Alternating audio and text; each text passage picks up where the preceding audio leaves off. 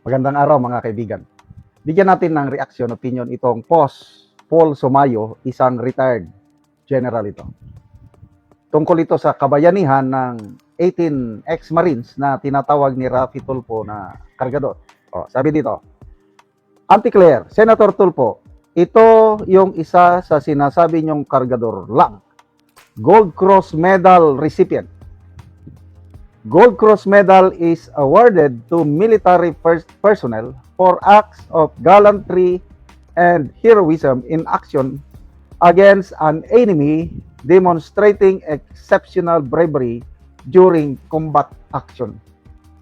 Ito, yan po ang litrato ni kuwan pa siya noon, Corporal Bulutanti. Kitang-kita dito sa kanyang yung anong tawag na badges niya o ribbons dito. Gold Cross Medal awarding ako. Grabe. Third highest combat award ang Gold Cross Medal. Makuha mo lang ang medal na ito sa harap ng armed encounter with a superior enemy. Ang pinakamataas na combat award, Medal of Valor. Pangalawa, Distinguished Conduct Star. Pangatlo, Gold Cross. In my 34 years in the military service, napalaban na rin ako ng maraming beses. Kailan, hindi ako nakakuha ng Gold Cross Medal. Mataas po ang pamantayan standard bago ka bigyan ng Gold Cross Medal. Ibig sabihin, matindi itong si Bulutante. Talo niya ako. Kasi nga, ulitin ko, 34 years in the military service, marami akong labanan na pagdaanan. Ang nakuha ko lang na combat award, yung Military Merit Medal with Bronze Spearhead Device. Ngayon, tatawagin ninyong kargador ang isang Gold Cross Medal recipient. Sige. Tingnan natin sinong mapapaya. Kaya ini-explain ko ito. Kaya itong si General Paul Somayo, nakita niya yung heroism. Kaya siya ang nagtanong. Anti-Claire, Senator Tulfo, Gold Cross Medal awardee, yung sinasabi niyong kargador. Dadaan ka muna ng butas ng karayom bago ka mabigyan ng Gold Cross Medal. Ganyan po kataas katindi ang medalyang ito. Kaya bago kayo magsalita, mag-research muna kayo. Hindi yung dada ng dada na para kayong, I don't know, anong klaseng opisyal ng gobyerno. Ito pa post ni Attorney Baligod. Sabi lang dito, anong say mo, Rafi Tulfo? Ito naman, sulat. Pinirmahan ni Aquilino Pimentel Jr.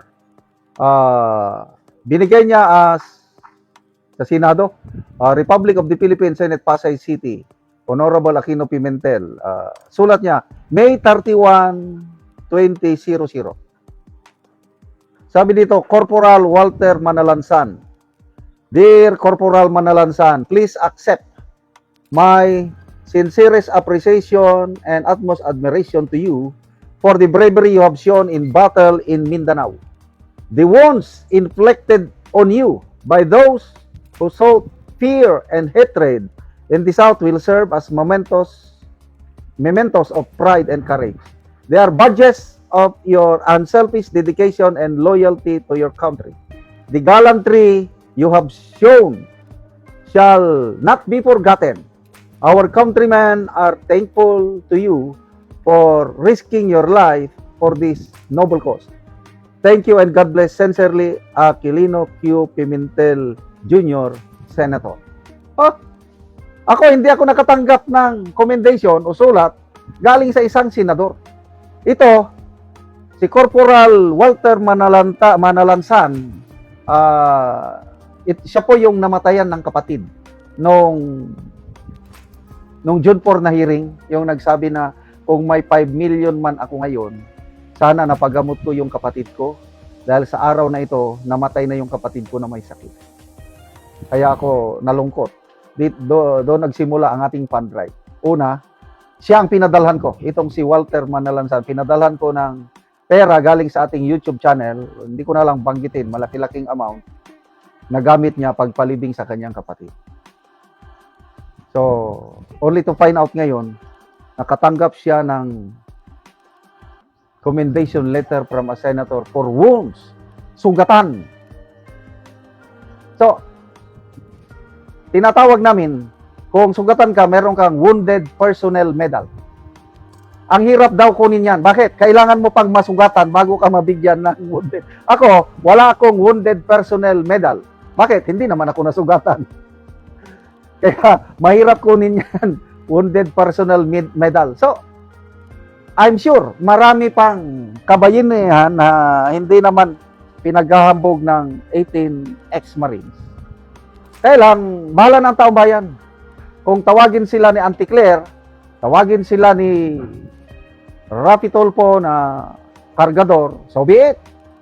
Talaga namang nagkarga sila ng mali-malit. Kaya lang, kargador na may dangal. Bago sila naging kargador, lumaban sila, itinaya nila ang kanilang buhay para magkaroon tayo ng kapayapaan. Yan ang Brave 18 Marines. So, mga kababayan, let's mag-unite po tayo behind itong Brave 18 Marines na ito. Huwag natin silang pabayaan dahil ang laban nila ay hindi para sa kanilang sarili at pamilya, kundi para sa ating lahat. Suportahan natin sila. Salamat mga kaibigan sa inyong pagsubaybay sa channel na ito. Nakakatulong kayo ng malaki sa tribong Talandig ng Bukidnon dahil ang income natin sa channel na ito pantulong sa tribo. Namimigay tayo ng libreng yero at pako para makapagpatayo sila ng mas maayos na tirahan. Panoorin nyo ang video na ito. Nako diri sa gipatindog nga balay ni Silo sa Natabangan ug Yero nga taga Lower Kalapat. So muna ni ang iyang pag-atupan karon sa natabang sa iyaha nga Yero. So muna ni ang Yero nga gitabang nga iatop karon. So, kompleto gid na apay plinsin.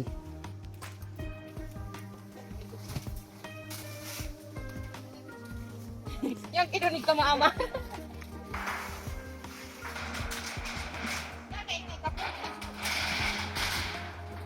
Imbis gani taka. Gabi ay.